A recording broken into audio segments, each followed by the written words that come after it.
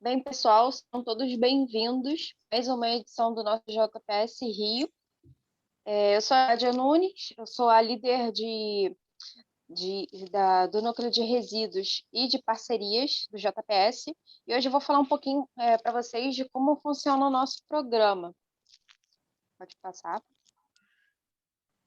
Bem, pessoal, o que é em si o JPS? O JPS não é nada mais, nada menos do que Jovens Profissionais de Saneamento, que é um programa que foi criado pela ABS em 2010, com o objetivo principal de ter um desenvolvimento contínuo e de não só conhecimento voltado ao saneamento ambiental e meio ambiente, mas também como adquirir habilidades no meio da liderança deste núcleo.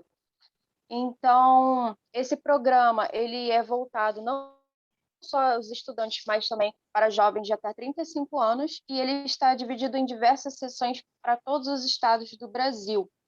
Para o nosso estado do Rio de Janeiro, o JPS conta com 4 núcleos: o de educação ambiental, o núcleo de água, o núcleo de esgotos e o núcleo de resíduos.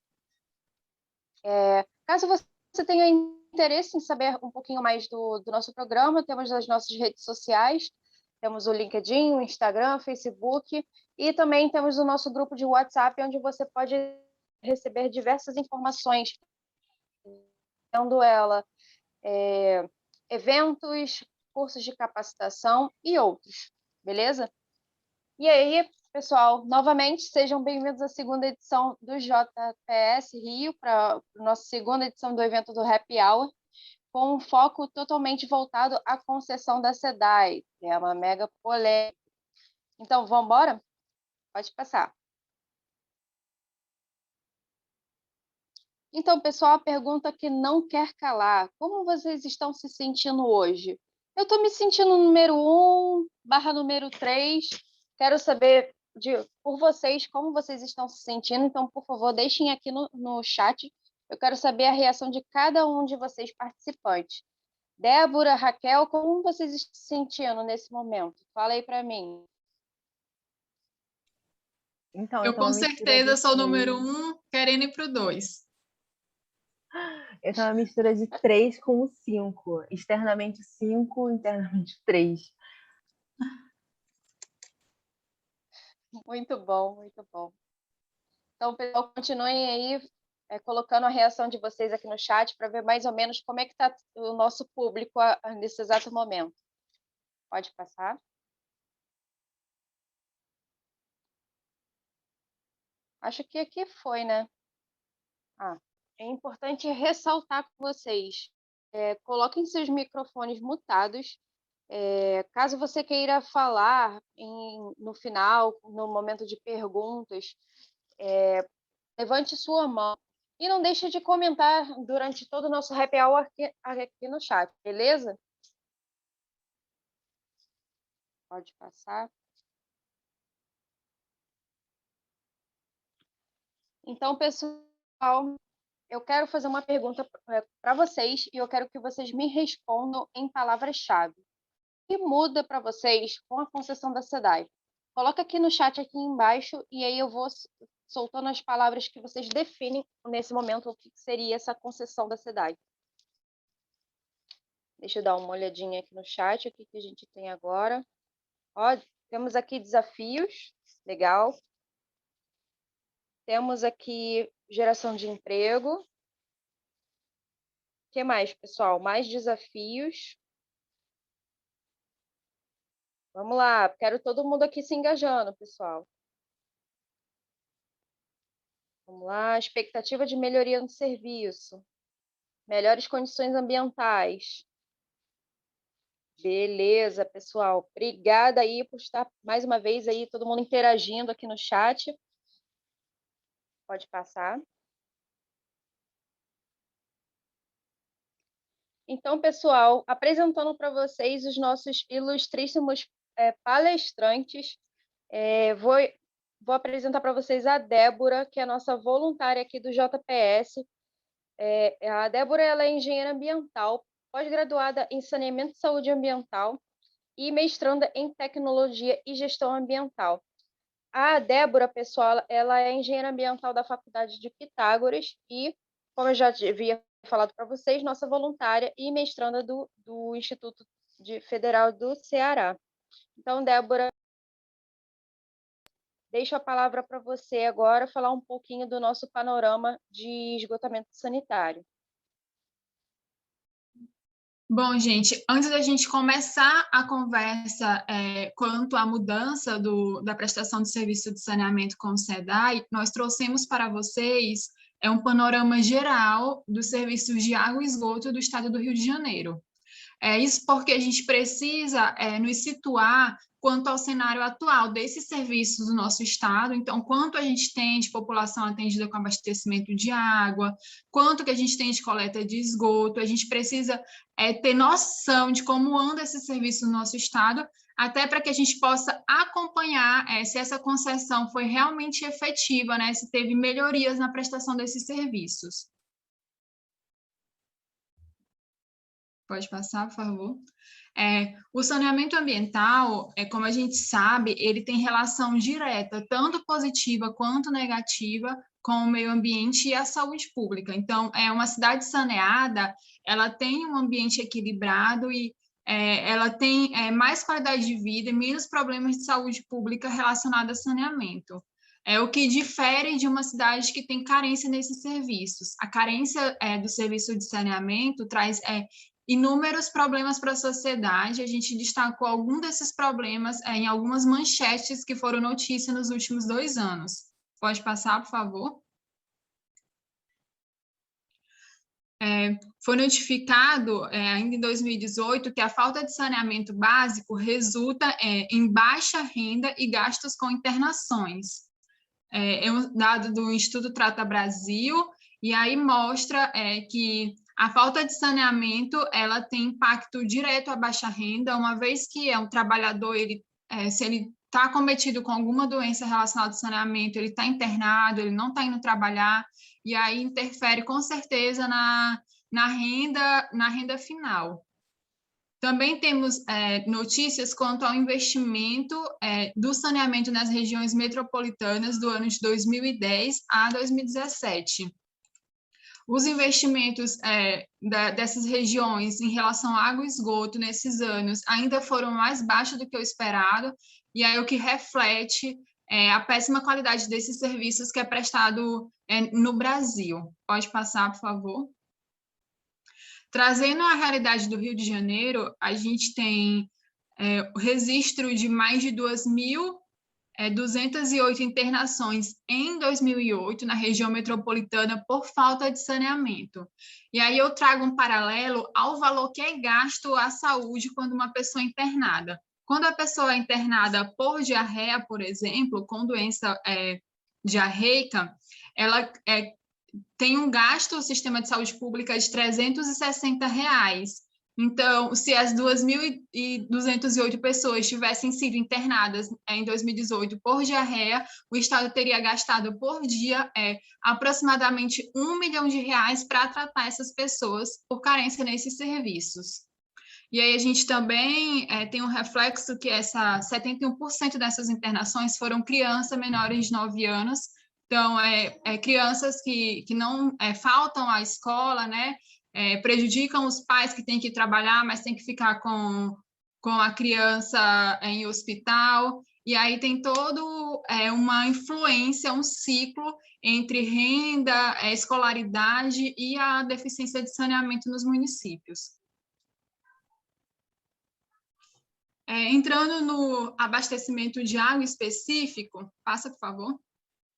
A gente tem que o estado do Rio de Janeiro, 90,69% da população é abastecida com água, então a gente ainda tem uma parcela significativa em pleno século XXI que não tem acesso à água, e de mais ou menos 10% da população. Passa, por favor. E aí a gente classificou os municípios quanto os melhores e piores indicadores de acesso ao serviço de abastecimento de água.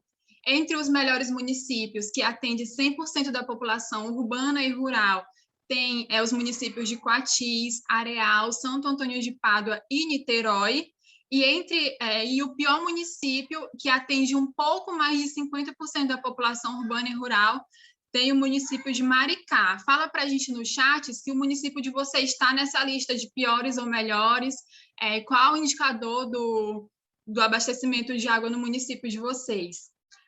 Lembrando também, a gente destacou que os piores municípios são aqueles que são atendidos hoje pela SEDAI. Então, eles estão aqui na lista entre os piores municípios com atendimento ao serviço de abastecimento de água. Pode passar, por favor. Quanto à perda de água no estado do Rio, a gente tem que perdido na distribuição 37,82%, e a perda de água na distribuição é perda de água tratada.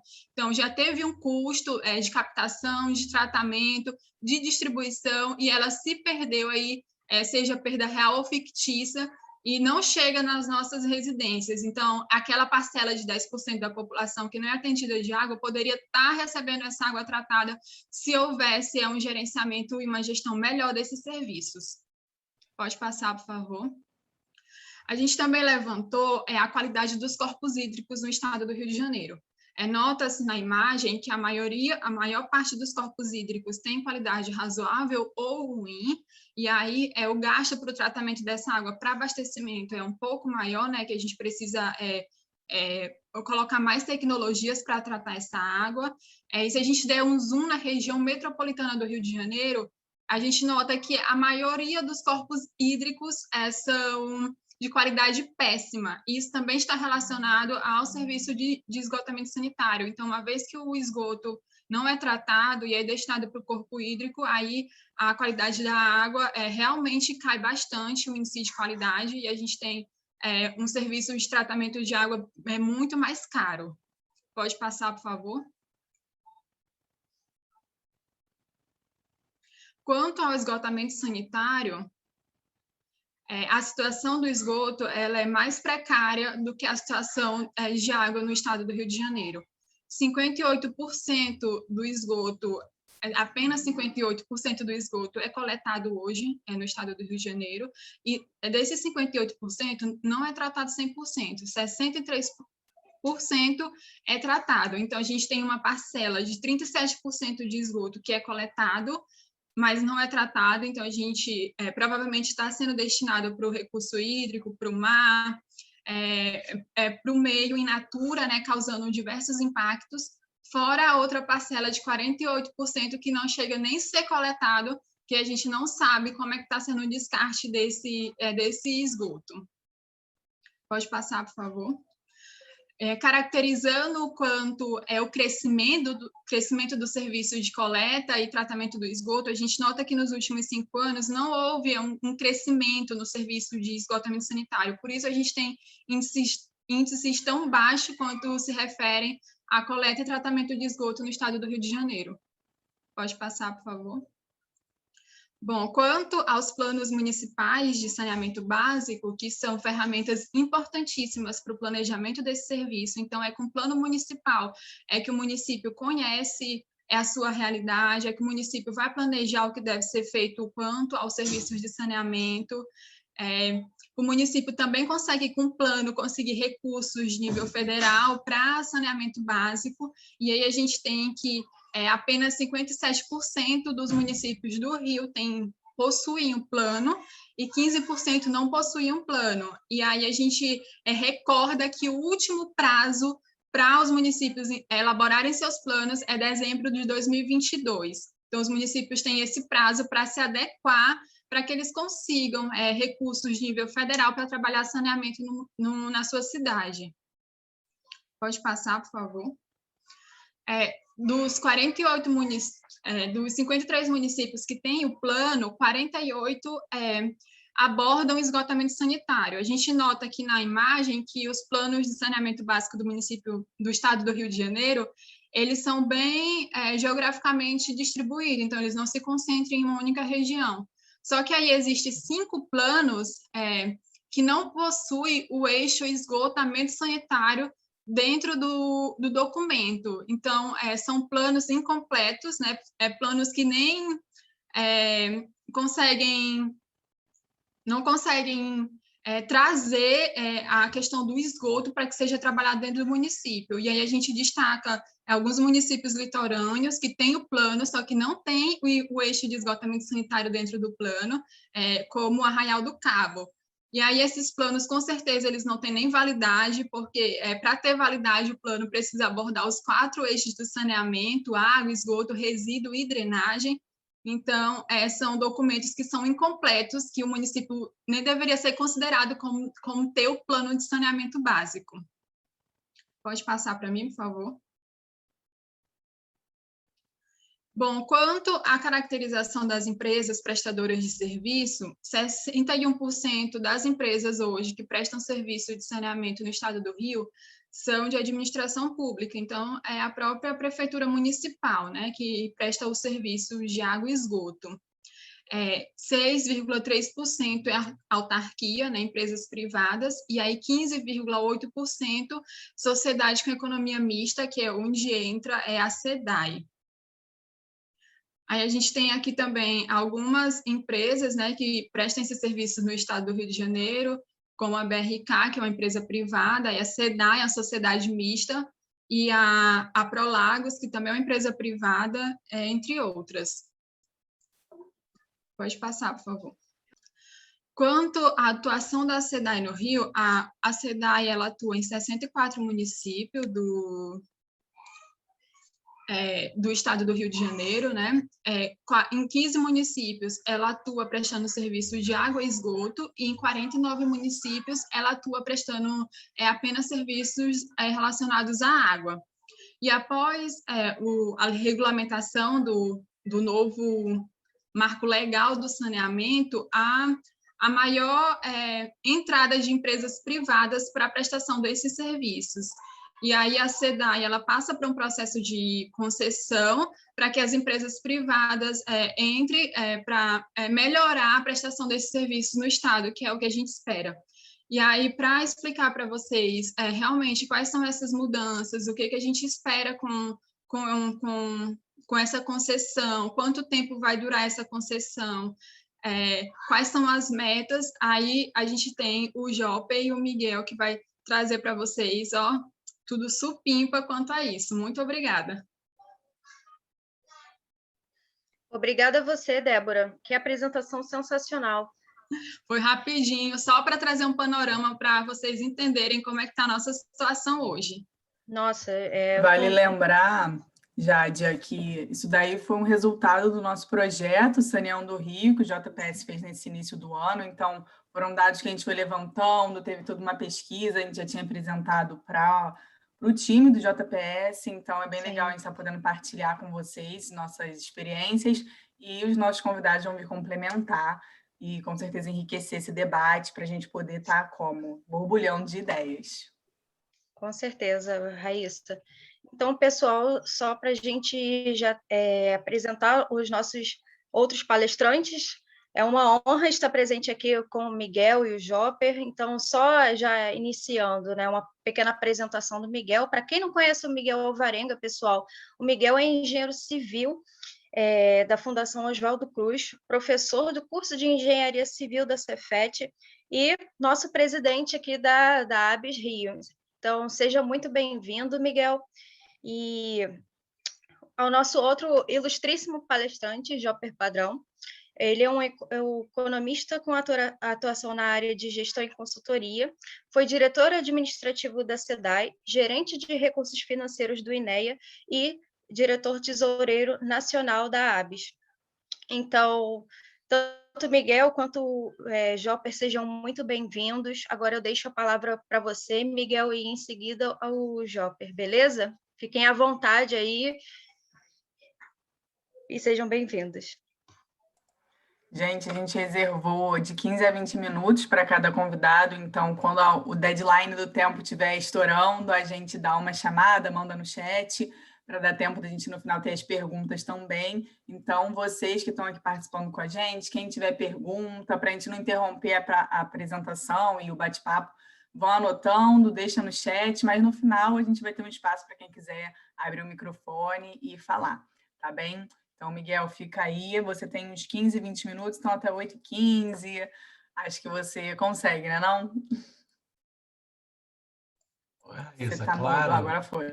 Não, eu na verdade, eu fui prestando atenção aqui na nossa palestrante, foi excelente a apresentação dela.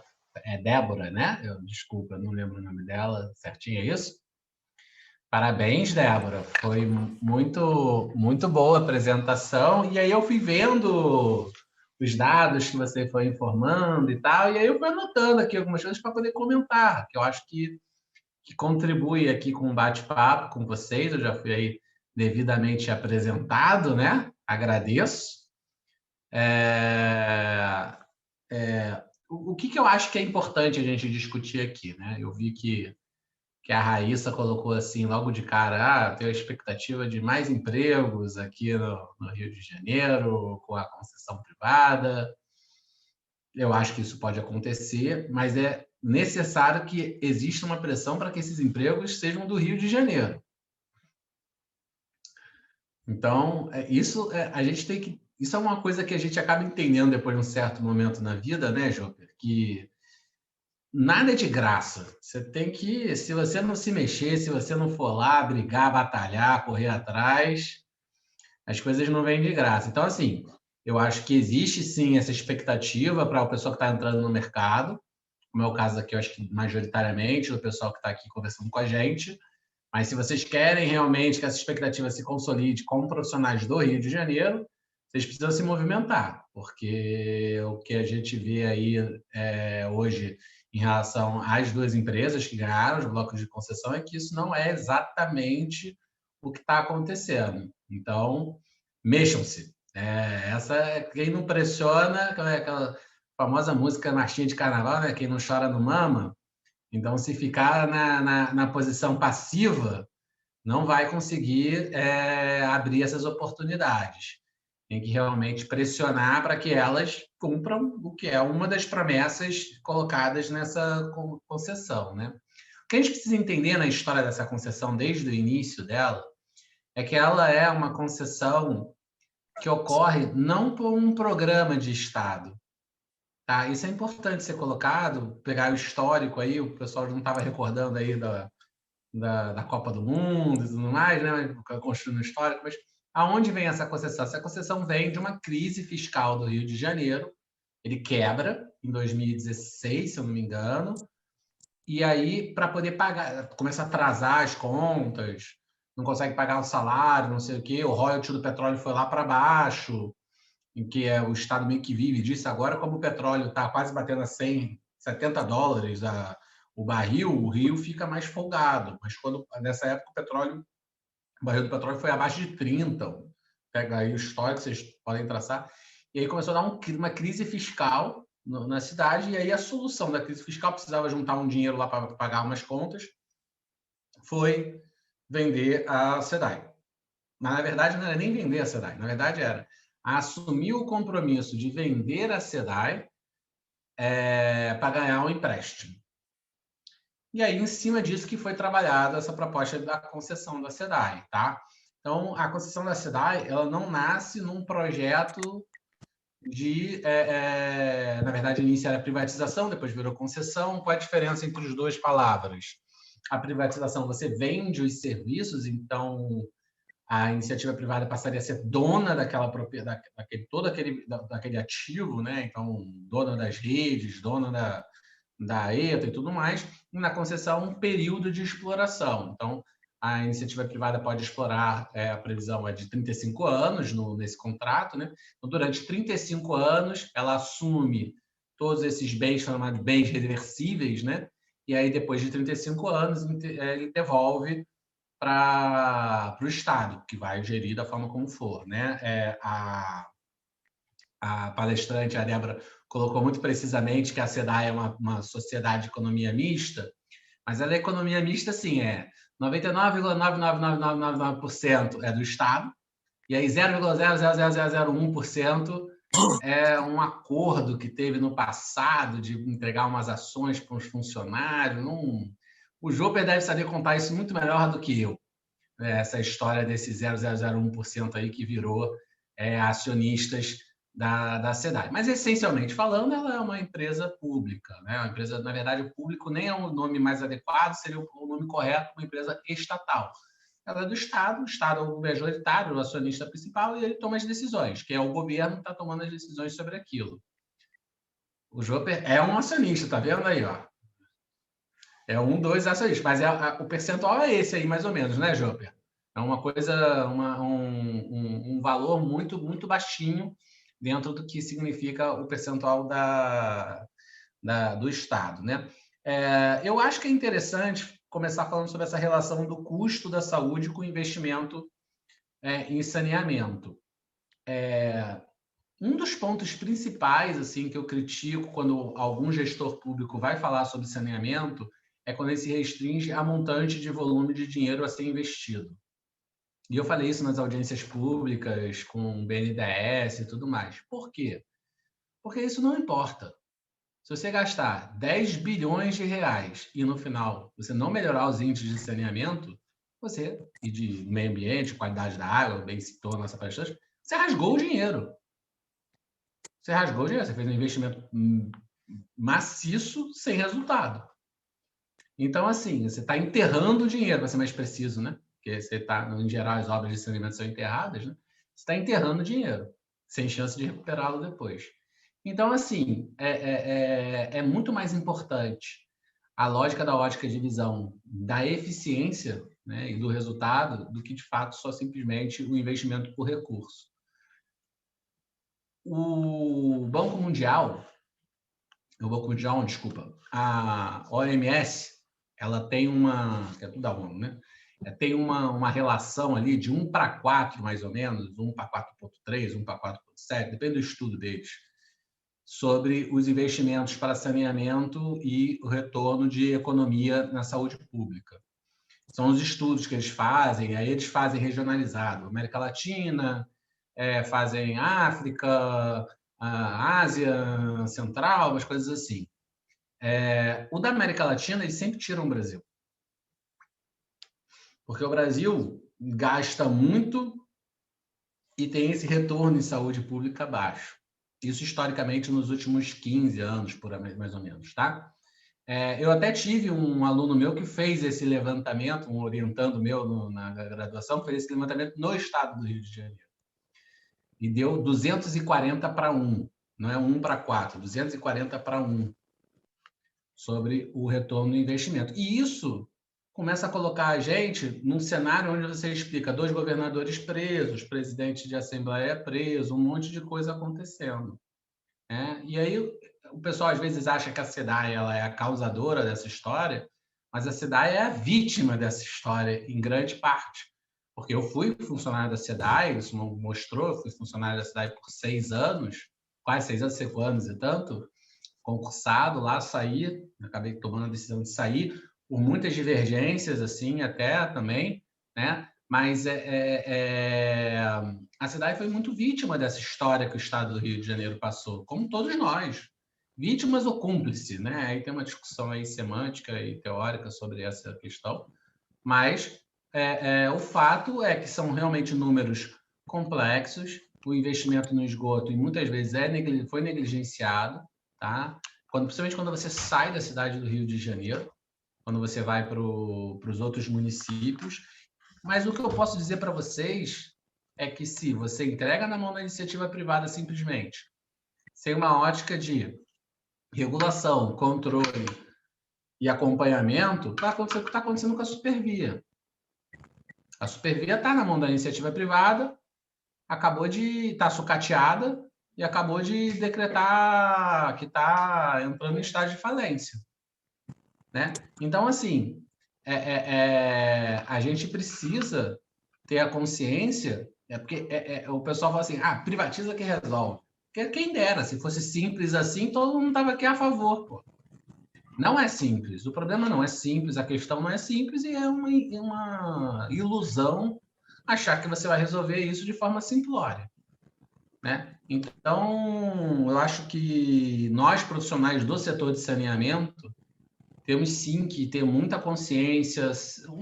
O modelo em si, se vai ser por privado, por estatal, isso nem é o mais importante nessa discussão, sabe? Essa é a minha opinião, é uma opinião bem pessoal minha, né? Mas a lógica sobre a ótica da eficiência, principalmente, né, e dos resultados que estão querendo ser buscados, é que é o fundamental, sabe? E isso muitas vezes é negligenciado no nosso setor. A nossa palestrante falou sobre universalização, aí citou os dados do SNIS, né? E aí alguém citou assim, estou estranhando esses dados aí. Como é que pode dizer que é 83% de abastecimento de água em Maricá? Acho que foi isso, mas não sei, não me lembro agora exatamente qual foi o... Teria que dar uma olhada aí para eu ver o que foi que ele citou, mas o SNIS é um dado autodeclarado. Aí o cara vai lá e declara o que ele quer. É claro que o SNIS foi evoluindo, ele foi criando algumas barreiras para não ficar tão fake news, vamos dizer assim, né? Então, por exemplo, uma empresa que tem ações, que é o caso, por exemplo, ações no mercado, né? O caso da Sanepar, da Sabesp, da Copasa, né? Ela tem algumas barreiras de dificuldades de distorção dos dados, porque ela é obrigada a divulgar o balanço dela público na SA. A SEDAI também mas não é o mesmo tipo de fiscalização que a ação que o mercado financeiro faz sobre elas. E aí, com isso, elas começam a ter também mais dificuldade de distorção desses números. Então, esse é um modelo, por exemplo, né, que o pessoal chama aí de empresa de capital misto, que tem demonstrado alguns resultados interessantes.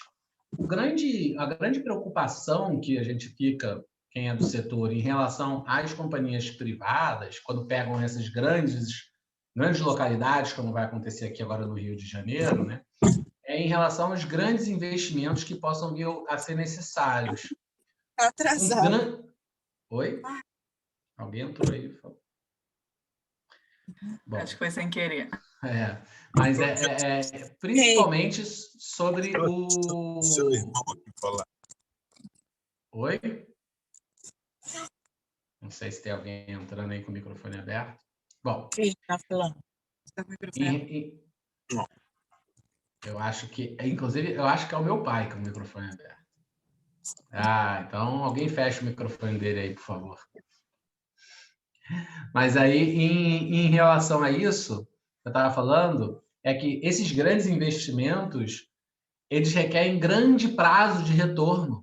Às vezes, não tem nem retorno financeiro direto, mas é importante para o ambiente de convívio social e para todos os outros parâmetros intercorrelacionados, não com um retorno direto sobre a tarifa cobrada, que é a forma, né, da remuneração pelo serviço prestado.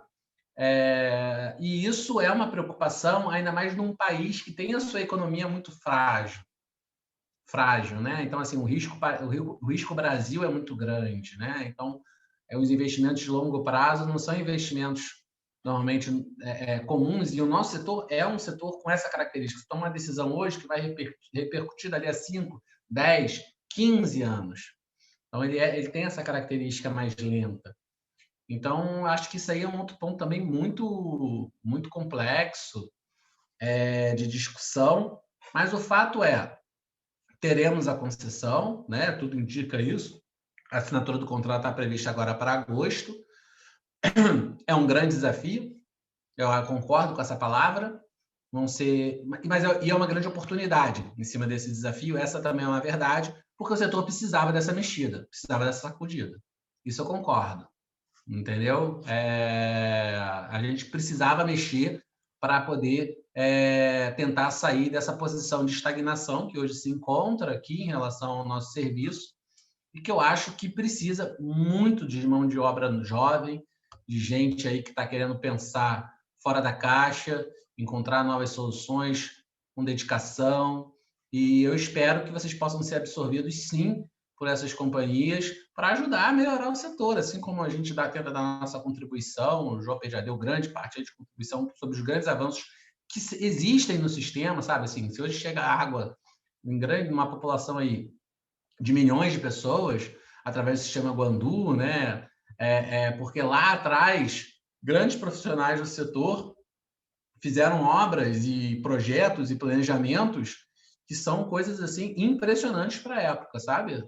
E impressionantes para hoje até, né? Então, eu acho que a gente também tem que saber valorizar a história, o ativo que a gente herda, né? Do legado que foi deixado para nós, mas sempre apontando para a melhoria contínua, para o avanço e para o desenvolvimento do nosso setor. Eu vou encerrar aqui a minha fala, né? Não sei quanto tempo eu já falei, não está pipocando aqui, mas eu acho que essas aí são as principais contribuições que eu posso dar. Vi aqui que eu anotei uma coisa que eu não falei, que foi sobre o plano de saneamento, que também foi colocado, né? O plano de saneamento, um ponto para mim que é fundamental nessa discussão, é que ele não pode ser simplesmente palavras no papel. Então, o plano de saneamento ele tem que ser feito em consonância com quem vai fazer, quem vai executar depois o plano, né? E aí o plano, se ele for municipal, quem tem que poder executar é o próprio município, porque se não for autarquia municipal, não faz muito sentido. Então, esse é um ponto fundamental de discussão que muitas vezes não é feito. A gente tem vários planos e eles não se falam e no final não são executados. Então, isso é importante também, essa discussão do que for ser planejado, que seja em alinhamento sobre essa ótica, né? Eles podem ser revistos, devem ser revistos, inclusive, né? Periodicamente, tem a previsão lá de 5 anos, mas é fundamental que tenha essa integração com quem executa, né? Então, esse eu acho que é um dos principais pontos sobre a construção desses planejamentos que foram bem citados aí também como uma referência fundamental e da meta que é hoje do novo marco regulatório, né? De que em 2033 a gente tem a universalização do abastecimento de água e 90% da coleta e tratamento de esgoto, que é uma meta assim desafiadora para a realidade aqui do Rio de Janeiro, né? Então, que alcancemos isso através de muito trabalho, porque é só através de muito trabalho, com qualidade e eficiência, que isso poderá ser alcançado. Ótimo, Miguel, obrigada. Já tenho várias questões aqui, mas eu vou deixar o Joper complementar, deixar não, né? Convidar o Joper para complementar a sua fala e acrescentar para a gente poder depois trazer esse bate-papo, esse debate, que ficamos aqui, eu já estou aqui com meu vinho, fico, meu Deus, preciso perguntar, dá vontade de abater na mesa, mas é isso mesmo, Miguel? Mas a gente pode vai abrir, vamos lá. Para não dar confusão, rebuliço, eu vou deixar para o final. Mas então, Joper, fica à vontade. Não sei se a Jade tem alguma fala antes. Estou aqui, às vezes eu não. Então, fica à vontade, Joper. Legal. Bom, eu entendo que eu estou falando para profissionais da área ambiental, mais do que de saneamento, porque saneamento está dentro do contexto da questão ambiental. E para nós, ambientalistas, tudo que nasce começa a morrer. Isso é uma afirmação essencial para nós entendermos o tema que está nos trazendo essa noite aqui. Eu quero cumprimentar a vocês do JPS, acabo de colocar no grupo da ABS Rio o meu cumprimento a vocês por estarem tomando essa iniciativa. Nós estamos, nesse momento, com 35 pessoas na sala, não só profissionais de saneamento, porque existem convidados nossos que estão aqui participando hoje e certamente interagindo como cidadãos que são, num tema que é do interesse de todos nós. Então, parabéns a vocês por esse tipo de exercício extremamente valioso para todos. Entendi na exposição de Débora, e a cumprimento por isso, um bom embasamento para justificar tecnicamente o processo de transformação pelo qual a SADAS está passando. Débora, parabéns. Eu diria, se ainda não tivesse havido leilão, os seus argumentos seriam argumentos bastante interessantes para fazer com que as pessoas que tivessem dúvida dissessem: não, temos que ter o leilão imediatamente. Ponto. Entendo no discurso do Miguel um alerta para vocês, e, aliás, me surpreende positivamente o discurso do Miguel, porque Miguel participou durante um tempo da SEDAI, como nós chamamos até então essa nossa companhia, e depois tomou uma decisão de dela sair, abdicar de ser do seu quadro funcional e tomar um outro rumo que hoje está dentro da Fiocruz e daí por diante. Mas uma visão absolutamente lúcida, onde ele traça uma direção para vocês, jovens profissionais, em relação ao mercado que se abre para vocês ou não, e do que representa a SEDAI como não vilã, mas como parte das vítimas do que nós estamos vendo. Então, Miguel, legal, gostei, parabéns. Você e Débora, aprendi bastante. Que tipo de contribuição eu posso dar nessa noite? Talvez, não pela minha idade, mas pela minha experiência no setor, uma contribuição histórica. Descobri por esses dias, Miguel me deu uma incumbência, nós estamos iniciando uma nova gestão na ABGI sobre a presidência dele, vai repetir para ver se aprende, não é isso, Miguel? Vai fazer mais 2 anos para ver se placa legal. E dentro desse novo grupo de pessoas, o meu papel que o Miguel me solicita de imediato é um papel que está voltado exatamente a se falar sobre os 55 anos da ABS, sobre a história, sobre personalidades, sobre rumo e daí por diante. Então, me ocorreu que a minha contribuição para aqui hoje poderia ser dentro da lógica de que tudo que nasce começa a morrer, inclusive as organizações, de que seria nós falarmos sobre como é que nós chegamos à cidade de hoje a partir do princípio de tudo. E esse princípio de tudo, para quem gosta da cidade do Rio de Janeiro, vale a pena visitar um local chamado Fortaleza de São João. Fortaleza de São João fica na Urca, é uma unidade do Exército Brasileiro, onde está baseado o Centro de Formação Física do Exército, e, portanto, para entrar lá, tem que estar credenciado ou tem que ser visitante da Fortaleza. E lá é onde está o marco do início dessa história, que é quando Estácio de Sá chega ao Rio de Janeiro, ali ele ancora as suas naves e descobre que não tem água. E ali ele cria a primeira manifestação, de acordo do livro de Rosaldo Mariano da Silva, que eu editei enquanto diretor da SEDAI. Aqui está nas minhas mãos, A Luta pela Água é o seu nome. Rosaldo mostra isso com clareza. Ali se dá, em 1565, a primeira manifestação da cultura europeia em solo americano, não é solo brasileiro, para o abastecimento de água doce de quem não tinha água. Porque Estácio de Sá manda fazer a perfuração do Poço Cara de Cão, porque naquela região não tinha água doce. E aí ele, para abastecer sua tropa, precisando de água, manda os portugueses furarem o chão para pegar a água no poço. A SEDAI, que nós estamos tratando hoje, evolui desde 1565 até aqui. Então, se nós queremos falar do futuro, nós temos que entender o passado.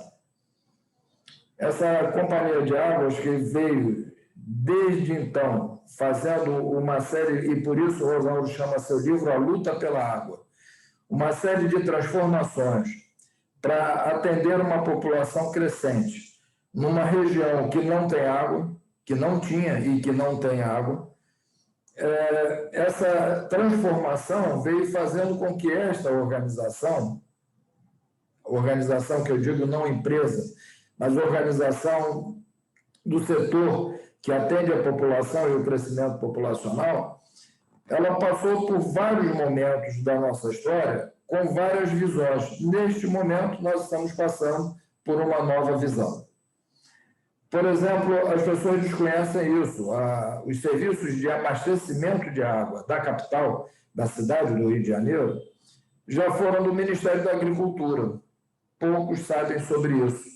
E por quê? Era na época que se valorizavam os mananciais e sabiam que nós não tínhamos água. Então, por exemplo, as 5 linhas pretas, que é parte do empréstimo que nós pagamos até hoje, os ingleses e tudo mais, vem dessa época em que se valorizavam os mananciais, Ministério da Agricultura. Passou pelo Ministério da Fazenda. Aí, isso é inacreditável. Quando eu, estudando a história, fui ver que nós fomos do Ministério da Fazenda. Eu digo, o que tem a ver abastecimento de água com o Ministério da Fazenda? Tinha tudo a ver. Sabe por quê? A visão era da tarifa. Precisava fazer dinheiro. Vamos fazer dinheiro a qualquer custo, bota o serviço de abastecimento de água dentro do Ministério da Fazenda. Na nossa história, nós tivemos lá atrás, bem atrás, 1700 e cacetada, um momento em que a organização pública disse assim, temos que fazer dinheiro para os investimentos em água, porque aí cria o imposto do vinho. Imposto do vinho.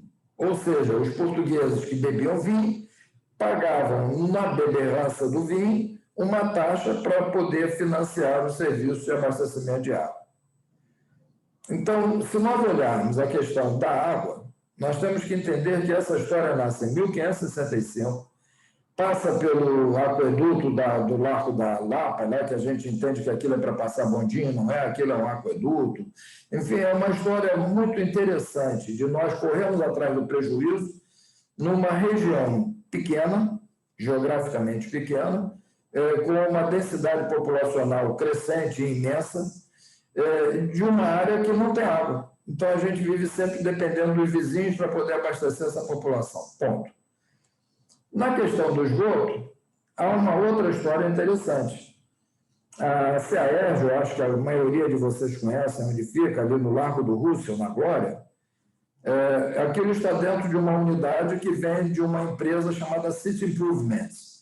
Então, quem passa pela cidade do Rio de Janeiro e vê essas construções bonitinhas que a gente tem de pedra, por exemplo, tem uma perto da sede da SEDAI, ali em frente aos Correios, que é uma construção muito bonitinha de pedra, tem uma na Avenida Brasil, perto do Caju.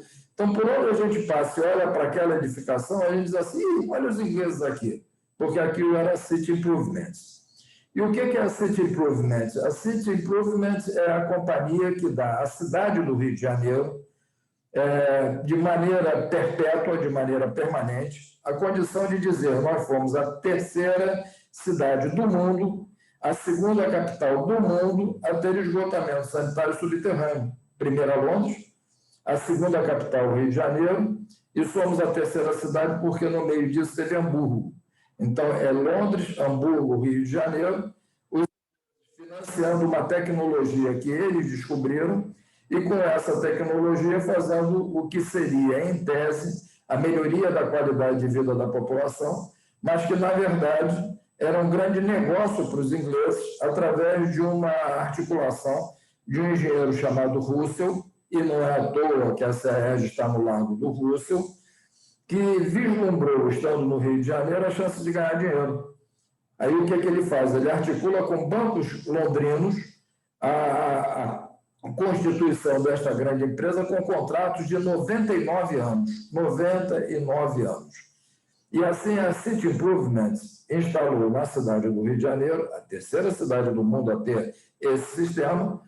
Os seus sistemas foram 5 ou 6 contratos, que durante 99 anos ela fez o seu papel, sendo que, como tudo que nasce começa a morrer, num dado momento, o ciclo de vida da City Improvements passou a ser desinteressante para os investidores britânicos.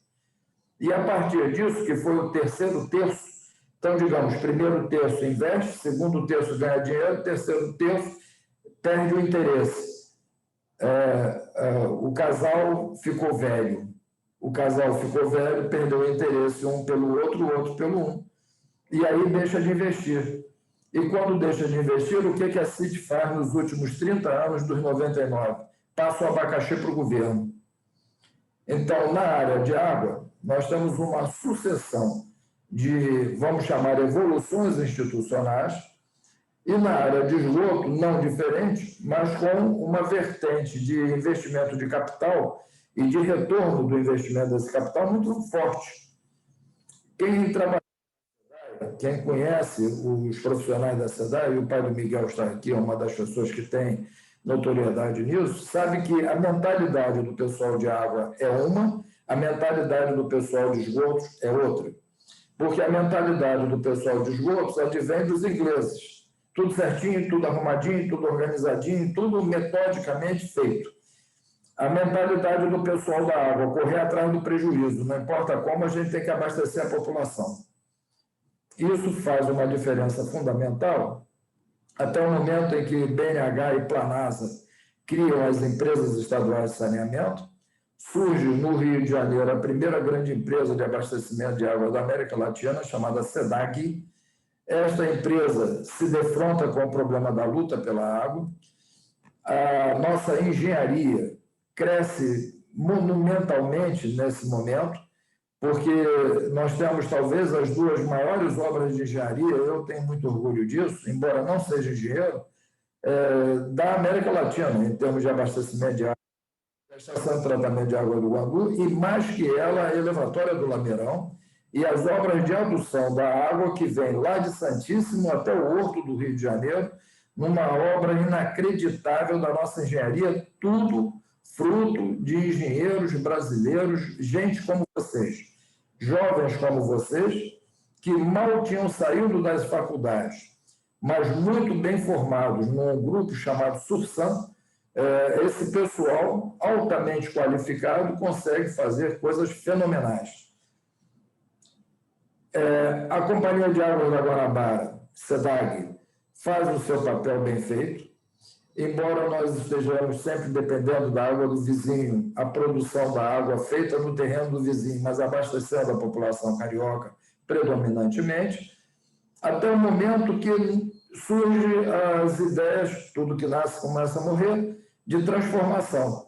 Então, junta água com esgoto, junta estado da Guanabara com estado do Rio de Janeiro. Que drama! Porque a gente junta o que era água e esgoto da capital com água e esgoto do antigo estado do Rio de Janeiro. E o que seria uma fusão, na verdade não foi uma incorporação. A capital incorpora o antigo estado do Rio de Janeiro com todos os seus dramas. Então, na exposição da Débora, a gente vai entender por que, coitadas das cidades do interior, têm uma má qualidade de abastecimento, má qualidade de esgoto. Sempre tiveram. Isso não tem novidade nenhuma, sempre tiveram. E se a gente quer entender isso, a gente tem que levar isso ao momento da fusão. Porque o momento da fusão dos estados, e o Miguel foi muito assertivo nisso, atenção, se vocês querem, vão à luta para vocês segurarem seus espaços. O momento da fusão do estado da Guanabara com o estado do Rio de Janeiro não foi decidido por nós. Nem fluminenses, nem cariocas quiseram a fusão. Ela foi imposta de fora para dentro. Ela foi imposta por Brasília. Eu posso afirmar isso porque me dedico a estudar isso. Foi imposta pelos paulistas. E por que foi imposta pelos paulistas? Porque nós tínhamos que fazer o esvaziamento econômico do Rio de Janeiro de qualquer forma. E o esvaziamento econômico, depois da transformação da capital federal para Brasília, se dava com a fusão dos dois estados. Ao fundir os dois estados, o estado da Guanabara, que era minúsculo e ia bem, passou a ir muito mal. O estado do Rio de Janeiro, que era um pouco maior que a Guanabara, que ia mal, foi pior. Então, juntou um com o outro, ao invés de melhorar um ou melhorar o outro, piorou os dois. E isso trouxe reflexos a isso que nós chamamos hoje da empresa chamada SEDAG. Não só dos investimentos, não só da tecnologia, quanto principalmente da influência política, que foi o que Miguel colocou muito bem. Principalmente. Como o nosso tempo é curto, eu queria dizer para vocês o seguinte: o que está feito, está feito. Nós da ABS temos um discurso que é fruto, talvez, da nossa experiência consolidada. Não importa se é público ou privado. O que importa é a eficiência. O que menos se fala hoje para a população, Fachel, Silvana, Kibar, todo dia de manhã, o que menos se fala é como vai ficar melhor para a população.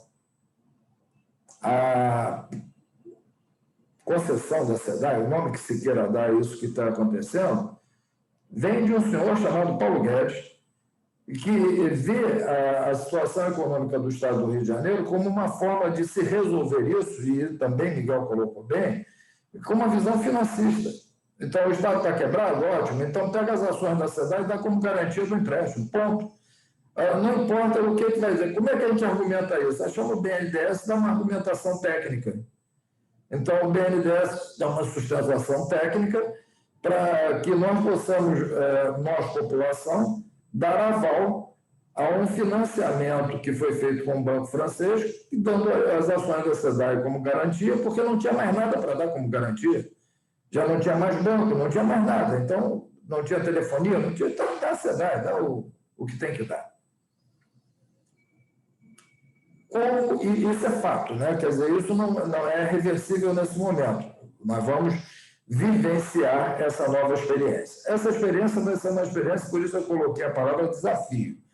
Vai ser um grande desafio para todos. Não vai ser um grande desafio só para... Não, para todos. Por exemplo, eu não consigo entender a cabeça do prefeito da cidade do Rio de Janeiro, no seu território minúsculo, tendo que administrar, pelo menos nesse momento, 3 operadoras de serviços. Porque nesse momento nós temos 3, a Regeia, a Iguá e a SEDAI. O governador ontem, na sua de fazer dinheiro, já falou em... 4, Joper. 4, porque o esgoto da Zona Oeste 2 é BRK com Grupo Águas. Miguel, esse arranjo, né? Mas o fato é que, você falou bem que é a zona da BRK. Como é que o prefeito vai lidar com a sua população, com essa dinâmica de 3 operadoras ou 4 operadoras? Nós achamos que isso vai ser assim, não, deixa de ser SEDAI e passa a ser a operadora XPTO? Não, porque a dinâmica dos negócios vai fazer com que daqui a pouco se discuta a tarifa, porque as empresas não estão pegando uma parte da cidade do Rio de Janeiro, elas estão pegando uma parte da cidade do Rio de Janeiro com outras cidades que não necessariamente são vizinhas. Então, nós vamos ter aí uma confusão econômica, eu diria, que pode, num curto espaço de tempo, levar a uma revisão, não de contratos, mas a uma revisão da metodologia do cálculo da tarifa. E aí eu não sei como é que um prefeito de uma cidade minúscula, como está a cidade do Rio de Janeiro, que o cara está vendo a parte da outorga que ele vai receber, quer dizer, todo mundo vendo grana. E tendo que administrar essas diferenças. Não sei, esse é um dos grandes desafios. Agora, para não estender mais, eu acho que o maior desafio de todos está naquele ente que, teoricamente, nos garantiria que esse processo vai ser um processo, digamos assim, que vai desaguar em bom caminho. E esse ente chama-se agência reguladora, Miguel. A agência reguladora vai ser o fiel da balança dessa história. Quer dizer, se nós vamos ter um predomínio de outros técnicos de outros estados nessa operação ou não, se isso vai dar uma revisão do processo tarifário ou não, tudo isso vai passar pela agência reguladora. E de que agência reguladora nós estamos falando hoje? Desta que aí está. Que recentemente eu não assisti a esse triste acontecimento, mas amigos nossos da ABS assistiram e me relataram. Uma das pessoas que foi sabatinada para assumir um dos lugares nessa agência não tinha a menor noção do que estava fazendo, do que estava falando, da sabatina que estava sendo submetido, mas ele estava lá porque era uma indicação política. Então, a minha forma de ver isso, o maior desafio de todos, não vai ser a dinâmica dessa transformação, que nasce em 1565, o mil e bordoada com os ingleses, mas sim da falta de um ente regulador qualificado, sério, respeitado, com um quadro técnico de bom nível, que possa dizer assim, não, esse arranjo, fruto desta maluquice que foi feita, vai dar certo. Se isso não der certo, quem vai amargar o não dar certo? Nós, cara pálida, da população.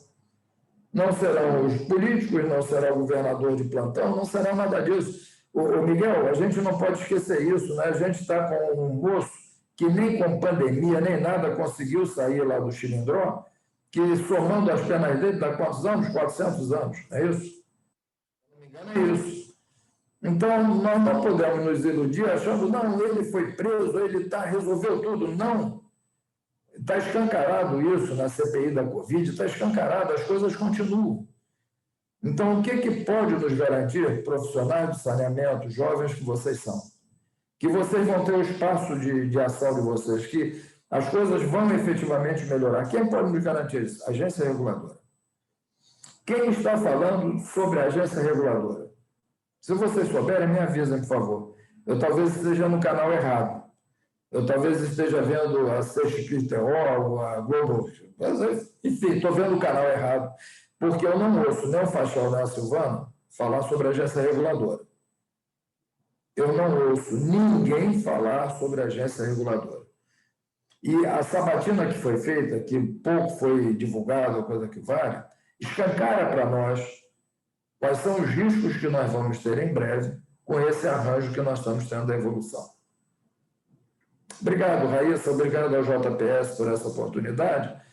E como eu afirmei no início, tudo que nasce começa a morrer, esse arranjo tem vida. Esse arranjo tem limite de vida. Porque quem vai dar esse limite de vida talvez seja aquela coisa mais preciosa que a gente tem na natureza, pelo menos nós da ABS assim reconhecemos, água é vida, né? Que é a questão da nossa relação com a luta pela água.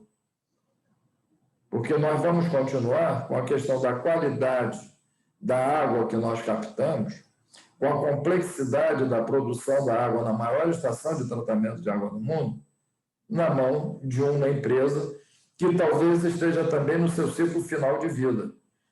Porque a pressão daqui a pouco vai passar exatamente pela qualidade da água, pela produção da água e tudo mais, no sentido de também fazer disto que resta da joia da coroa, capital. Obrigado a todos, eu estou à disposição para discutir essas ideias, tá? Obrigada, Joper. Eu não sei se a gente fala o seu nome certo. Se é Joper, então peço até desculpas na entonação. Você fica à vontade, mas pode chamar de Joper que eu atendo. Pronto. Joper, tá, como se tivesse um acento no O. Então, aprendi, anotado aqui, Joper, para a gente não errar mais. Raíssa, meu pai é muito criativo, é José Pereira. Então, você pega... Pronto. Jô de José, tá bom. Entendido. Foi ótima a explanação. Muito obrigada, Joper. Miguel também. E agora que é o momento da gente bater na mesa para discordar ou concordar. Miguel já chegou numa hora ali, fez uma careta, então... Eu queria só fazer um complemento à fala do Joper antes de abrir, pode ser, Raíssa? Porque eu acho que ele deixou uma deixa perfeita sobre a agência reguladora, e eu vi que teve alguém que perguntou o que a gente pode fazer e tal, né?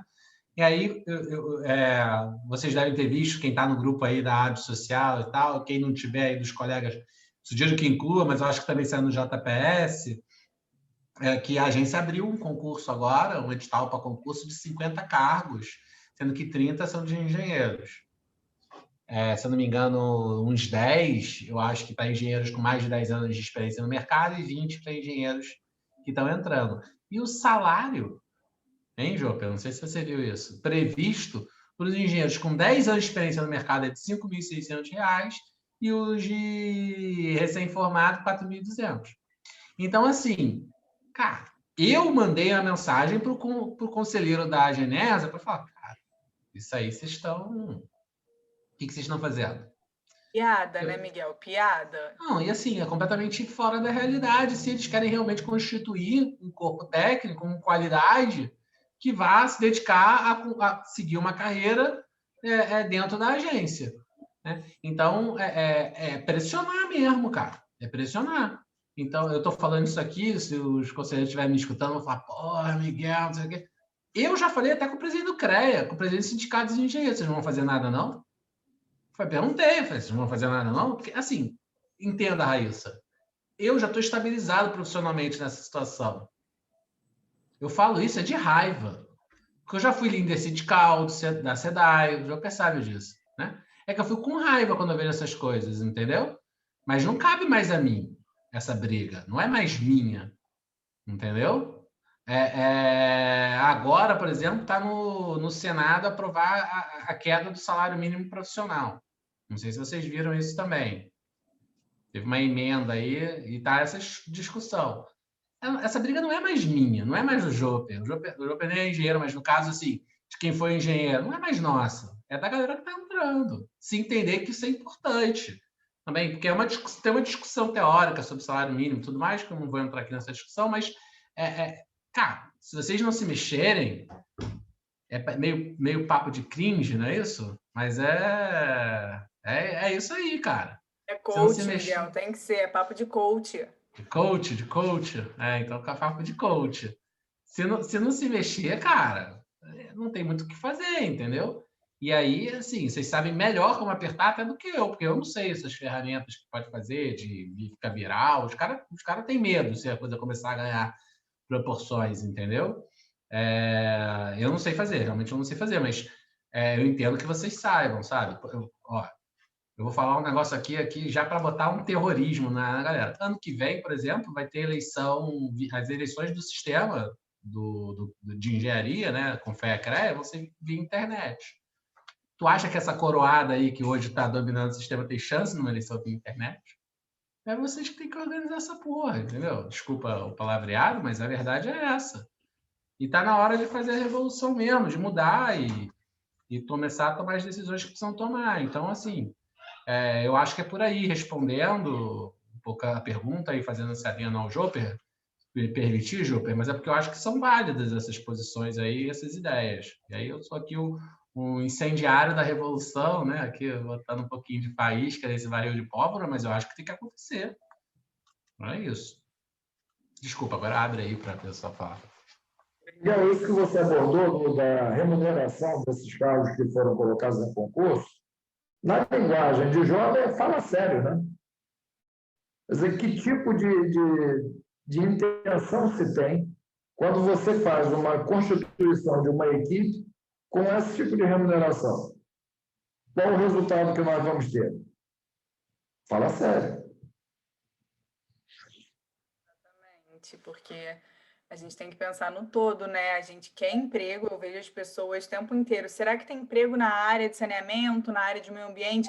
Aí aparece uma oportunidade dessa, às vezes a pessoa ela não tem nem fôlego para lutar, como o Miguel falou, para chegar e falar, nossa, isso é um absurdo. Então aceita. E é o que a gente tem visto, assim, muitos engenheiros sendo contratados como analistas, ganhando um piso totalmente diferente do que a gente tem capacidade, habilitação para fazer, por simplesmente o desespero. E se a gente não se juntar como força de uma área de trabalho, um setor, a gente vai continuar aceitando. Até quando, né? Acho que não é justo. Se a gente for olhar, nenhum médico recebe menos do que sei lá quantos mil para um plantão. Então, por que a gente tem que se submeter, né? Então, acho que realmente as oportunidades estão aí, a gente tem que correr atrás, como o Miguel falou. Mas agora eu queria entrar aqui, deixar o espaço para a Raquel pegar as perguntas que foram colocadas aqui no chat e também lembrar que quem quiser fazer uma pergunta aqui, abrindo o microfone, abrindo a tela, é só levantar a mãozinha para não dar conflito aqui enquanto a Raquel está falando, tá bem? Bom, gente, boa noite. Queria agradecer primeiramente ao Joper e ao Miguel pelas falas, foram bastante agregadoras, né, para a gente, assim, estamos iniciando nesse processo de se inserir no mercado, de saneamento. E aí eu selecionei algumas perguntas que fizeram no nosso chat. O Lucas Braga Bovareto, ele perguntou, ele falou um pouquinho sobre ele, que ele é estudante de Engenharia de Recursos Hídricos e Meio Ambiente da UF, e gostaria de saber como se preparar para esse mercado de trabalho, que tipo de conhecimento ou softwares é interessante conhecer para ser absorvido por esse mercado.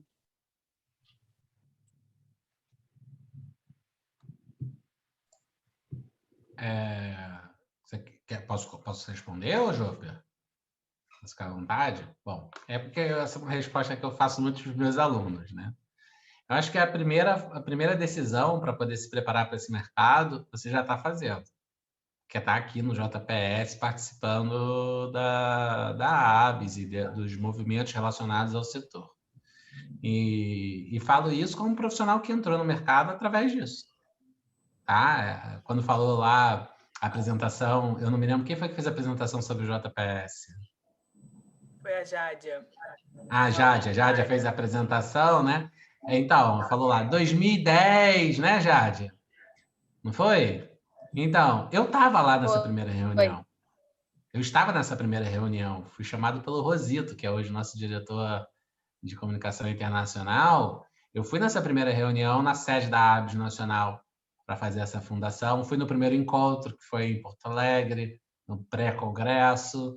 Então, assim, eu acho que esse é o primeiro passo. Aqui você vai começar a conhecer pessoas que são do setor, que se interessam, trocar experiências, começar a se inserir. As entidades profissionais têm esse papel e eu acho que cumprem esse papel de forma muito interessante. Em termos de qualificação técnica, eu acho que a grande sacada para quem é um jovem profissional que está querendo se inserir no mercado é ele entender como ele complementa o conhecimento técnico dos profissionais mais, vamos botar assim, experientes, não antigos, né? Mas principalmente os mais antigos, né? No mercado. Por quê? Se você for querer disputar comigo conhecimento sobre hidráulica, você vai ter dificuldade. Você vai ter que esperar eu começar a sair do mercado para você poder entrar, por exemplo, transiente hidráulico ou qualquer coisa parecida nessa direção. Agora, eu não sei nem abrir um Revit, um BIM. Não sei nada como desenvolvedor de linguagem de programação se eu quiser fazer qualquer tipo de correlação nessa direção. Eu entendo o conceito, mas eu não sei fazer. E esse é o tipo de desenvolvimento de profissão que eu acho que vocês têm que enxergar.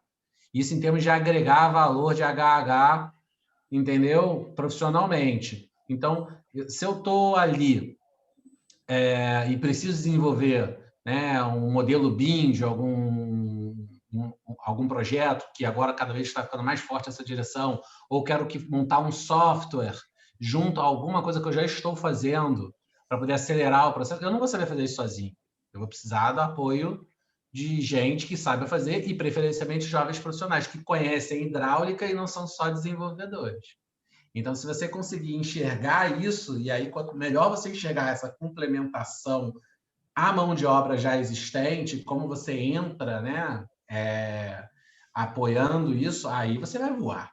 Vai voar porque vai ser um profissional disputado no mercado.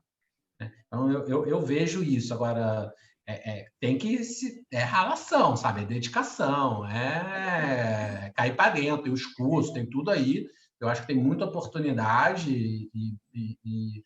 e vai, assim, tem que se jogar. Tem que se jogar. Aí é que eu falo, assim, você quer um emprego ou você quer um trabalho? Né? Se você quer um trabalho, tem as oportunidades aí. Se você quer só um emprego e tal, né? Aí, de repente, é mais difícil, não é tão simples como eu estou falando, mas se você quer realmente ter trabalho para ser remunerado, ser valorizado como profissional e tal, é por aí que eu enxergo a oportunidade. Eu costumo falar isso com meus alunos e falo aqui com vocês com uma tranquilidade imensa sobre como eu enxergo isso. Mas aí eu deixo aí o Joper também, que é mais diferente do que eu, para complementar a visão dele sobre essa oportunidade aí. Eu posso dizer a você o seguinte, eu fui o registro 76 da Companhia Estadual de Águas da Guanabara. Portanto, eu, aos 18 anos de idade, fui um dos primeiros profissionais contratados nesse setor. O meu depoimento para vocês, paixão, primeiro de tudo, isso é fundamental.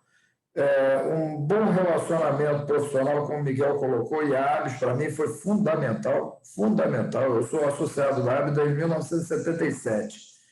E muito do que aprendi na minha vida profissional, aprendi graças à ABS e graças à FEEMA. Foram as minhas duas grandes escolas. E, particularmente, no meu processo de transformação na FEEMA, o que eu descobri, e aí vocês engenheiros me perdoem, mas é que a visão holística é fundamental. O comportamento ou a visão centrada em determinado conhecimento técnico é restritivo. Agora, quando a gente tem uma visão holística, uma visão mais aberta, uma visão de complementariedade, aí o mundo se abre. Talvez nisso, Miguel, haja uma diferença entre nós economistas e vocês engenheiros. Porque o economista, ele vê, eu brinco dizendo, ele vê 360 graus. E ele vê 360 graus em todos os sentidos, é para cima, para baixo, para os lados, ele olha. Para o economista, não existe essa sensação de exatidão, porque é uma ciência, antes de tudo, do comportamento social. Ela não é uma ciência da matemática, não é uma ciência de exatas, é uma ciência da área social, porque ela tenta entender a dinâmica do ser humano. E isso eu acho que nessa atividade que nós estamos falando, na questão de saneamento, isso é essencial. O profissional que tem essa visão holística, que tem essa visão de complementariedade, essa visão de amplitude, ele tem um caminho inacreditável pela frente. Agora, vocês, tenham certeza disso, vocês vão disputar muito esse mercado, porque há uma falta de espaço para profissionais. Essas empresas estão predominantemente em São Paulo. E os paulistas estão de olho nesse mercado.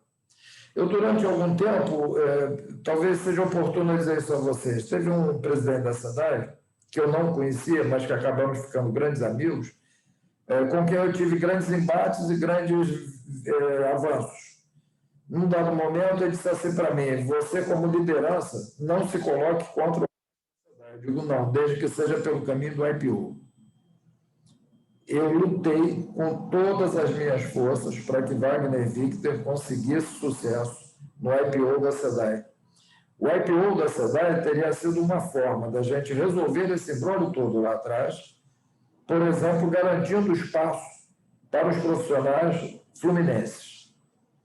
A Sabesp fez isso e fez bem feito. E ela fez bem feito e garantiu espaço para os profissionais paulistas. Nós aqui no Rio de Janeiro não soubemos fazer por causa da articulação política, perdemos o bonde da história e, ao invés do IPO, deu nisso que nós estamos falando aqui de garantia de empréstimo.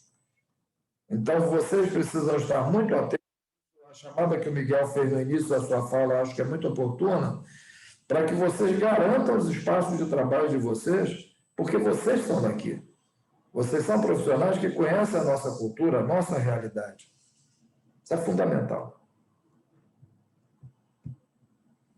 Mas tem mais perguntas aí no chat, né? É a mediação? Eu estava resolvendo uma situação, mas já estou aqui de volta. A pergunta é da Priscila Maria de Souza. Ela falou que adorou sua correlação, Miguel, da situação com a Supervia. E ela pergunta o que nós, como sociedade civil, podemos fazer para que a SEDAI não se torne a nova Supervia. Emendando na pergunta, qual tipo de movimentação você sugere que nós podemos fazer para que os profissionais do Rio de Janeiro sejam absorvidos por essa nova etapa da SEDAI? Tá. Eu acho que, primeiro, a gente tem que entender que a SEDAI ela continua existindo. Tá? Ela vai ser ainda produtora de água, ela vai ser vamos dizer assim, uma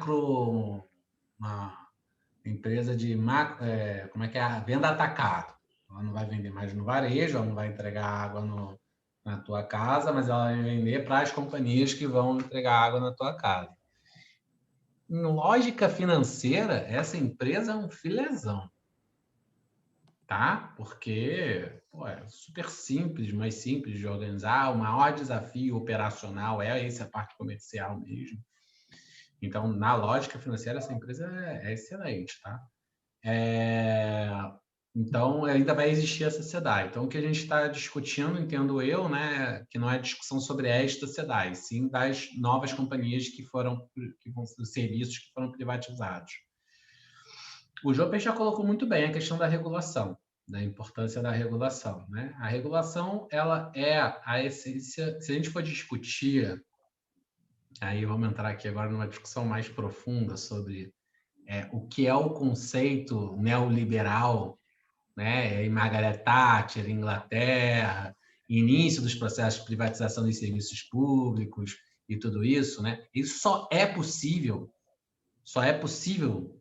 através de agências reguladoras isentas, sem influência governamental. A ideia é essa, tá? E aqui no processo que o Brasil viveu sobre essa ótica, não é exatamente neoliberal na década de 90, porque o neoliberalismo ele é baseado nessa condição, né, de descentralização de influência governamental sobre serviços públicos e uma ideologia conservadora.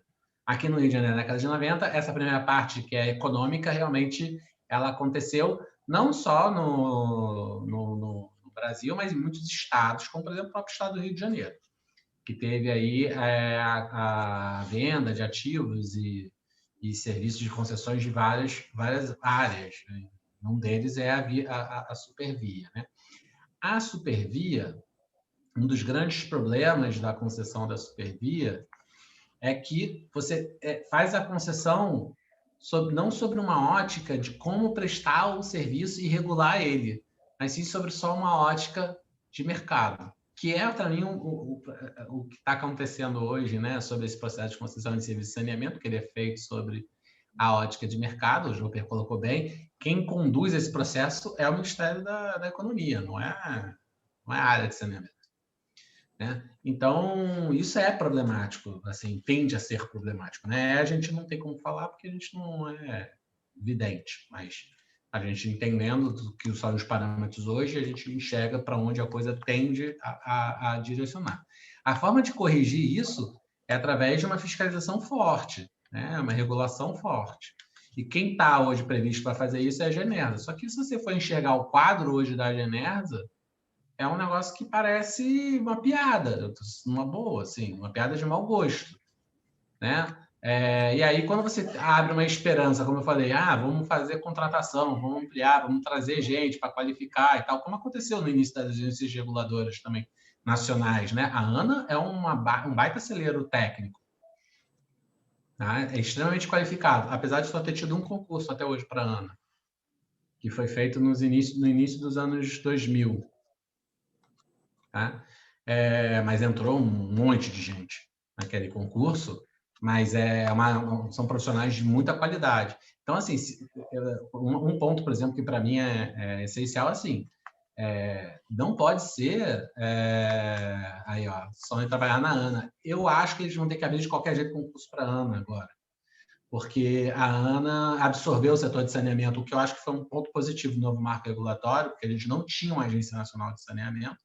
Eu acho que deveria ter, sempre defendi que deveria ter. Eu não acho que deveria ter ido para a ANA, eu acho que deveria ter sido uma agência independente, como era o projeto inicial, mas ok, indo para a ANA também não chega a ser o maior dos problemas.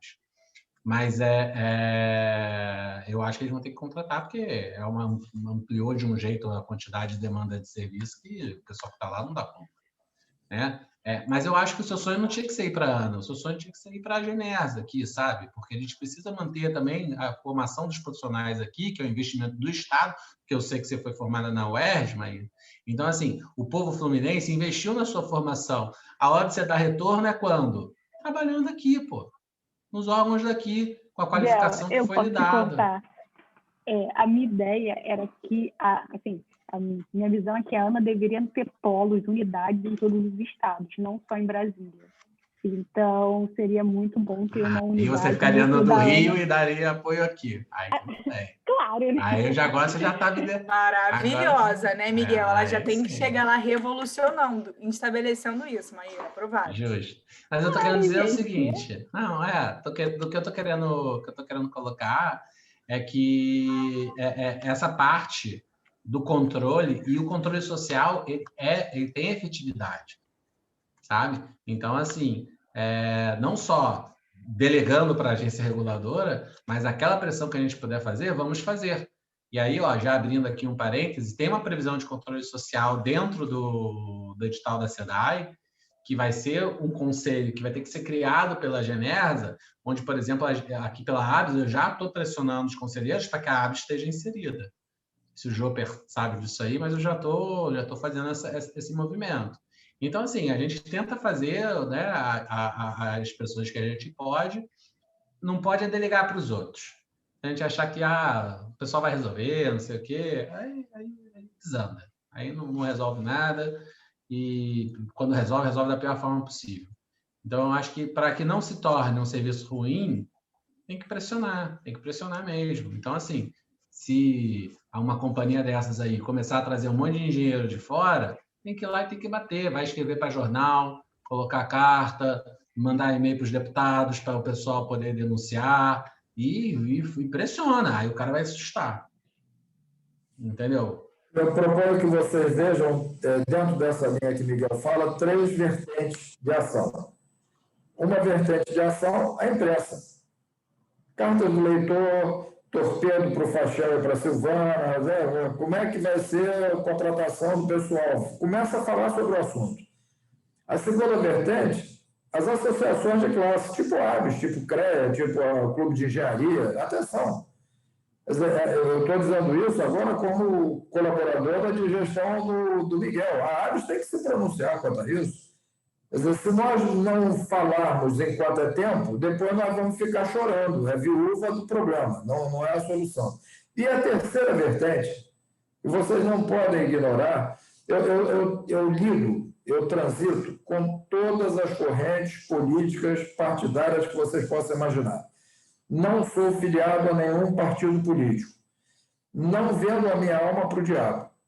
Mas eu não ignoro que nós estamos num sistema democrático. Então, eu não ignoro a importância do deputado, do vereador, do representante, do secretário, não ignoro. E, principalmente, na Alerj, vocês têm que ter um canal que fale por vocês. Porque tem o canal que fala sobre segurança. Nós temos na nossa sala aqui hoje uma senhora de Ipanema chamada Ludmila. Ela sabe bem disso. Ela não é engenheira, não. Ela está aqui como cidadão. E a gente sabe que existem alguns deputados que defendem a questão da segurança, que alguns chamam de bancada da bala, né? Seja lá o nome que se dê. Mas que nem bancada do saneamento. Tem um deputado, que tem o pai dele, inclusive, na SEDAI, que eu não sei em que linguagem fala. Nós temos um ex-vice-governador do Estado, que é parlamentar, que tem de muita ação, e que quando ele compra uma ideia, quando ele compra uma ação, ele compra bonito, chama-se Luiz Paulo. Não estou fazendo propaganda de ninguém, apenas alertando vocês que, de repente, tem alguns canais que você pode bater lá na porta do cara e dizer, senhor deputado, eu quero dizer para o senhor que a gente precisa estar atento a isso. E aí o parlamentar passa a advogar por uma causa que é coletiva, que não é individual. E vocês podem fazer isso sem vender alma para o diabo. Não precisa dizer assim, eu vou passar esse cabo eleitoral de você. Não, não é nada disso.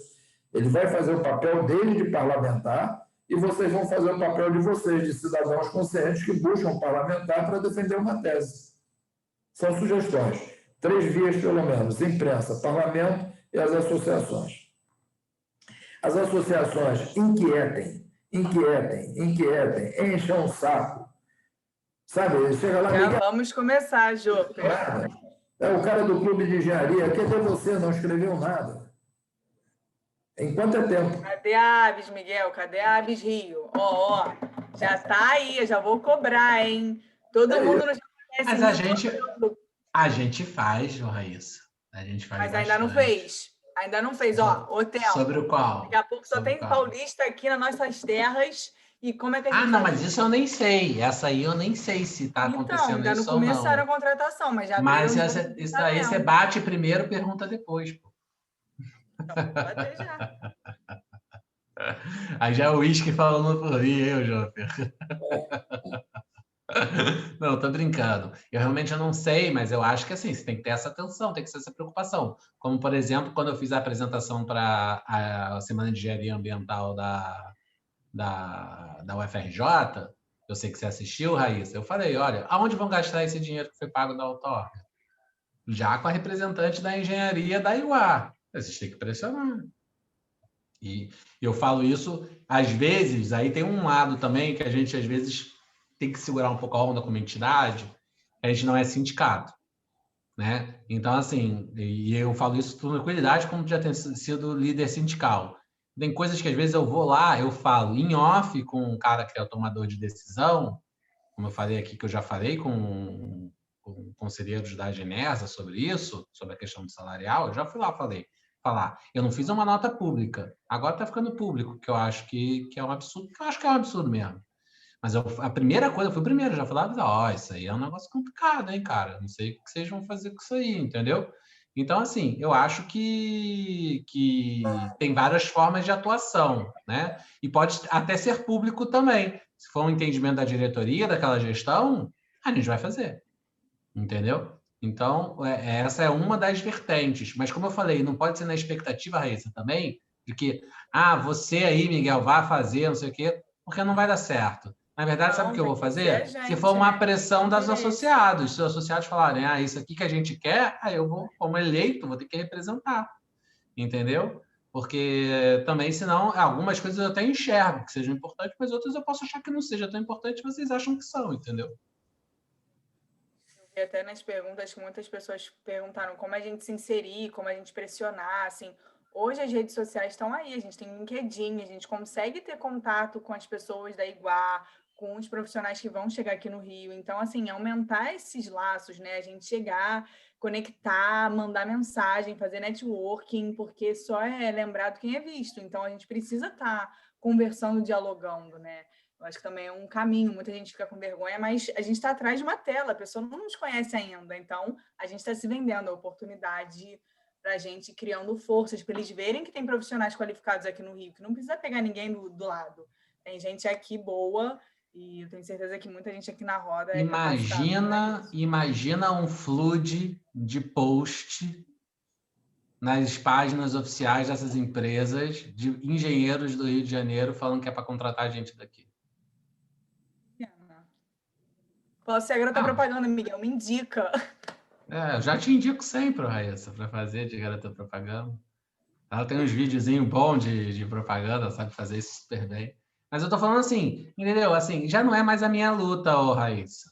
Não é. Sim, não é. total. Já foi, hein? Já foi. Já fiz muito desse tipo de coisa, mas não é mais. Mas eu acho que, assim, tem que surgir os novos lutadores aí, entendeu?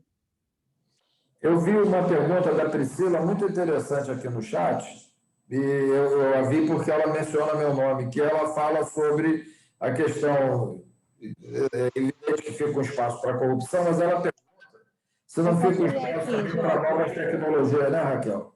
Sim, ela pergunta que, pelo que ela entendeu, talvez abra um espaço maior para a corrupção. Mas, tentando ver de uma perspectiva positiva, você acha que talvez também isso não pode abrir espaço para investimento em novas tecnologias de tratamento para lidar com problemas de osmina, por exemplo? E aí, Priscila, não é só para tecnologia de tratamento, não. Abre espaço para novas tecnologias, de um modo geral, com certeza. Agora, quando nós estamos falando abre espaço para novas tecnologias, se nós estamos em gestão de grandes empresas, nós estamos falando em redução de mercado de trabalho. Uma coisa está relacionada à outra. Eu fui, enquanto dirigente da SEDAI, eu fui dirigente de uma empresa com 14 mil empregados diretos e 4 mil empregados indiretos. Eram 18 mil empregados sobre a minha gestão.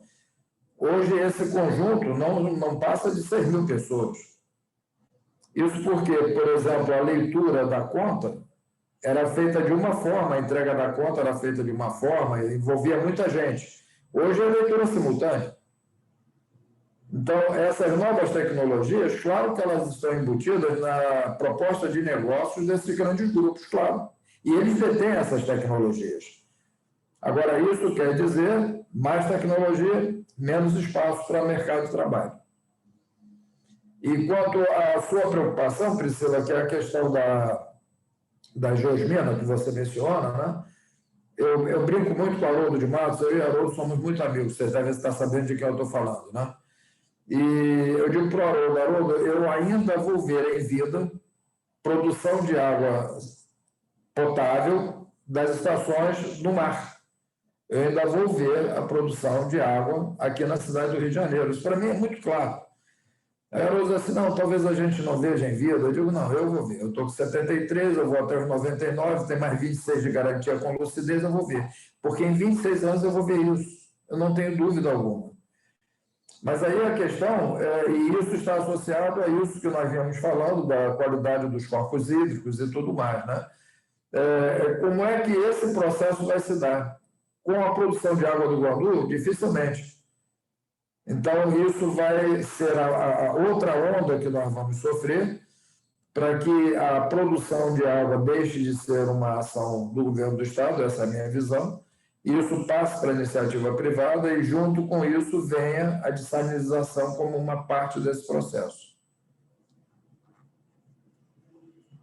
Gente, no chat tem algumas perguntas, eu vou selecionar aqui algumas mais interessantes. A Aline perguntou com relação à periodicidade da fiscalização das empresas. Se vai existir isso, já tem algo definido, se vocês têm algo a dizer sobre isso. e até para saber se elas estão cumprindo as metas estabelecidas. Agência reguladora. Esse é o ponto crítico da história. Pois é, eu lembro até que Os na contratos época... estão sendo cumpridos ou não e tudo mais, a agência reguladora. Eu lembro que isso até... Eu cheguei aí numa discussão do BNDES, na época da formulação do edital, lá atrás, antes da pandemia, que eles falavam justamente para os investidores, o grande gargalo era da regulação, para eles terem confiança dos investimentos. E assim, eu acho que ainda é. Quem veio investindo, a Iguá e a IGEA ainda tem muitas dúvidas quanto à regulação. Isso dificulta muito a segurança do investimento que elas já estão fazendo, né? Se elas vão conseguir ter o retorno, como o Miguel falou, onde elas vão botar o dinheiro? Isso até uma das perguntas aqui, como é que vai ser essa situação? Então, a regulação é o ponto-chave e eu não sei, assim, se a gente também pressionando, Miguel, se você depois quiser passar os canais para a gente falar sobre esse edital, para eles melhorarem esse piso salarial, para eles darem uma revisada, porque, de fato, com esse valor, talvez os profissionais que entrem não sejam os melhores, né? Não sei. Eu acho até que essa estratégia aí que você citou, Raíssa, não sei se você quis citar isso, mas pelo menos eu entendi isso, você pode pressionar as próprias concessionárias a pressionarem a Genersa, falando assim, pô, vocês vão querer esse tipo de profissional na Genersa para ser o seu fiscal, para ser o seu regulador? É isso que vocês querem? Então, assim, de fato existe uma previsão, tá, gente, de índices estabelecidos no edital. Eu não vou entrar aqui é bem técnico, mas eles são índices relacionados, em geral, com esses índices também, né, indicadores do SNIS, de universalização, de perda, né, de tratamento de esgoto, de investimentos em áreas de favela, tem investimentos de captação de tempo seco, tem isso previsto. O edital, ele tem uma saída de tangente que ele fala também que a agência pode contratar um órgão, um certificador independente, eu não me lembro agora o nome, alguma coisa independente, alguma coisa assim, que é como se terceirizasse a regulação. Isso, na minha opinião, sinceramente, beira o absurdo do conceito do que está sendo proposto, porque, veja bem, essa essência tem que ser do servidor, do profissional que está com aquela vida dedicada àquela função, e não à terceirização disso. Você terceiriza tudo, né? E aí é botar o lobo para tomar conta do cordeiro, praticamente. Né? Então, por exemplo, me sinto muito desconfortável, e vocês viram isso, que eu bati muito nessa tecla, Jô, eu não sei se viu, nas audiências públicas sobre o processo de concessão, quando quem estava na mesa na instituição de concessão era, por exemplo, o Instituto Trata Brasil representando a sociedade civil, que é uma ONG, não tem problema nenhum com essa ONG, pelo contrário, tem até trabalhos interessantes, mas é uma ONG patronal, financiada por empresas do setor. Aí, como ela é representante da sociedade civil? Não pode ser, ela é representante dos interesses das empresas, entendeu? Então, aí assim, o representante técnico era da Fundação Getúlio Vargas. A Fundação Getúlio Vargas presta esse tipo de serviço de estudo. Pô, não pode ser também, entendeu? Então, assim, aonde vai ser independente nessa questão? Também não vai ser. Então, tem todo um ponto aí que tem que ser discutido. Eu ainda arrumei uma confusão lá com o cara do Instituto Trata Brasil, porque eu falei que eles eram de São Paulo, não eram do Rio. E eu faço mesmo, eu faço a briga bairrista mesmo, porque eles fazem também, pô. Então, assim, o cara nem conhecia o Rio de Janeiro, não sabia o que estava falando. Então, assim, cabe a gente fazer essas pressões, e eu convido vocês a também fazerem, entendeu?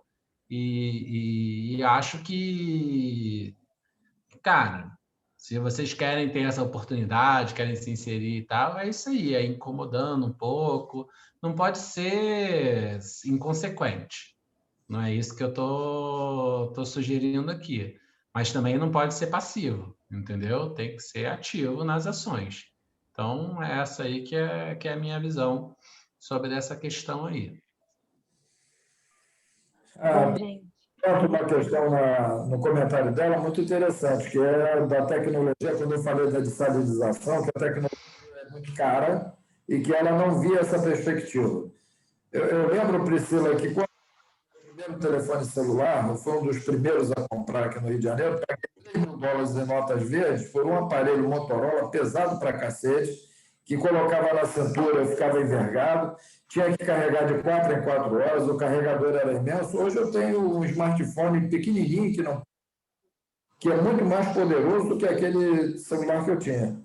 O custo da produção da água, dos mananciais degradados, como é o caso do Guandu, ele tende a se elevar.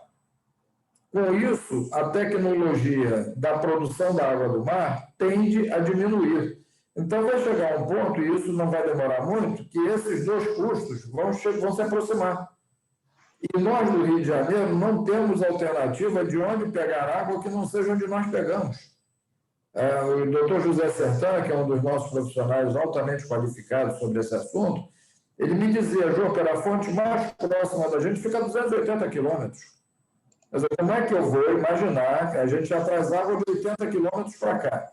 Como é que eu vou imaginar produzir água a 280 quilômetros e trazer para o Rio de Janeiro? Não vou conseguir. Então, é por isso, Priscila, vai diminuir o custo da tecnologia da dessalinização e vai aumentar o custo da produção de água de mananciais degradados. Vai chegar um momento que esses dois valores se encontram. E quando eles se encontrarem, a tecnologia estará avançada e nós estaremos. Por que a gente não pode produzir água do mar para uma cidade que é litorânea como a cidade do Rio de Janeiro? Por que não? O Joper, se me permite uma parte, que minha dissertação de mestrado é sobre isso, né? Sobre segurança hídrica e disponibilidade hídrica para a região metropolitana do Rio, com foco no leste da Baía de Guanabara. O grande ponto da dessalinização é o custo energético. Então, assim, a gente tem uma dependência aí do custo da matriz energética brasileira. Então, se a matriz energética for cara, você não consegue dar viabilidade a esse custo. No final das contas, a água, o custo dela está correlacionado principalmente à energia, até para o próprio transporte, que é tirar a água lá de 80 quilômetros, 100 quilômetros, 200 quilômetros que seja, e trazer até o ponto daqui. Então, a grande conta financeira, se a gente for fazer aí no final dessas contas, é essa. O que é mais barato? Energeticamente falando, né? Porque é um balanço de energia, gente. Desalinizar a água ou buscar a água cada vez mais longe. E aí, esse é a conta do equilíbrio, se vocês quiserem fazer aí nesse caso, pode até ser uma tese de doutorado, porque ela é bem conceitual, assim, bem física, daria para construir essa discussão, entendeu? Mas, essencialmente falando, é por aí a discussão. Bom, gente, nós temos muitas perguntas aqui no chat e a gente tem um limite de horário para não ficar cansativo para os palestrantes também. E a gente combinou, então, de selecionar essas perguntas e responder nas nossas redes sociais, até para a gente se conhecer um pouco mais. E não deixem de acompanhar o nosso Instagram, a gente vai abrir uma caixinha lá de perguntas para vocês incluírem mais perguntas além dessas que foram feitas. Então, eu agradeço, em nome do JPS, ao Joper e ao Miguel pelas falas, mais uma vez. E eu gostaria de pedir que os participantes abrissem a câmera para a gente tirar uma foto para ficar salvo esse momento para a gente. Deixa eu fechar aqui. Alguém pode ficar responsável de tirar, gente? Otto, Andressa, tira aí. Quem se sentir à vontade, também ninguém precisa ficar obrigado aí, né? Às vezes a pessoa já está de pijama, deitado na cama, sem problemas. Mas quem ainda tiver em condições de abrir a câmera... Alguém que nem eu, no meu caso, que não penteou o cabelo hoje ainda, né? Pois é, Miguel, um trabalho que te dá, né? Hoje eu vim descabelado dessa apresentação aqui. Andressa, então, quando a gente puder fazer o X, você nos avisa aí. Podemos? Então, eu vou dar aqui o aval. 1, 2, 3, sorrindo. Acho que foi. Foi.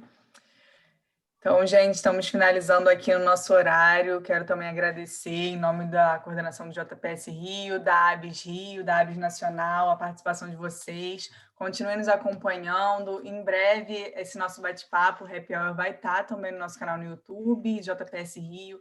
Então, vamos estreitar esses laços. Foi maravilhosa a nossa conversa. Eu acho que abriu muito a nossa visão sobre toda a problemática, né? A gente não pode olhar só pontualmente o hoje, de como chegamos na concessão, mas como Joper, muito bem, Joper, eu não sei falar, mas até o final do ano eu aprendo.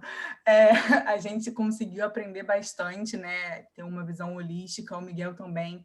Então, muito obrigada, as perguntas também. Gente, o grupo no JPS, no nosso WhatsApp, é para isso, para a gente estar debatendo. Então, se vocês tiverem curiosidades, tem várias pessoas lá, além do Miguel e do Joper. Então, vamos explorar e estreitar esses laços. Então, foi um prazer estar essa noite aqui com vocês. Muito obrigada mais uma vez aos nossos palestrantes, a Débora também, que abriu aqui a nossa noite. Foi incrível. E se alguém quiser falar nesse momento final, eu vou deixar agora para o Miguel e para o Joper se despedirem. E é isso. Bom, de manhã, coloquei meu telefone e WhatsApp no chat e estou à disposição de todos. Inclusive, Raíssa, quando eu sugeri a vocês a terceira via dos parlamentares, nesse sentido. Quer dizer, como é que a gente abre portas para apresentar vocês e deixar o discurso com vocês. Parabéns mais uma vez e obrigado. Bom estar com você, Miguel. Bom estar com você, Débora. Bom estar. Bom, gente, eu quero também agradecer aí, principalmente parabenizar a iniciativa dessas meninas ótimas aí que estão tocando o JPS, todas as outras que se integraram. Eu adorei a metodologia de bota o rostinho para dizer como é que tá, e depois vai criando aí a interação e tal. Eu estou aprendendo, eu sou cringe, mas eu estou aprendendo aí como é que faz esse negócio das minhas apresentações também, entendeu? E aos pouquinhos a gente vai aprendendo a lidar com essa novo normal, né, Joper? Que a gente tem que saber lidar. Eu preferiria 1000 vezes mais estar presencialmente com vocês do que assim online, mas em virtude dessa nossa restrição social aí que está colocada pela questão sanitária, né? A gente vai lidando como podemos, né? Então, muito obrigado, eu estou à disposição. Meu contato está lá no grupo do JPS, vocês podem ver, eu acho que eu sou um dos administradores ou alguma coisa assim, não sei, mas vocês podem me mandar lá mensagem, fiquem à vontade. Eu não sou muito bom de WhatsApp, não. Eu, às vezes, perdo mensagem, demoro, em grupo eu não vejo, mas se insiste um pouquinho lá, não é nada particular com você, se você me mandar alguma mensagem, é porque eu sou ruim mesmo. Mas você insiste um pouquinho lá que eu acabo respondendo, tá? Então é isso aí, gente. Qualquer coisa eu também estou à disposição aí. Obrigada, gente. Quero agradecer também ao time de eventos, o grupo de trabalho que organizou essa noite.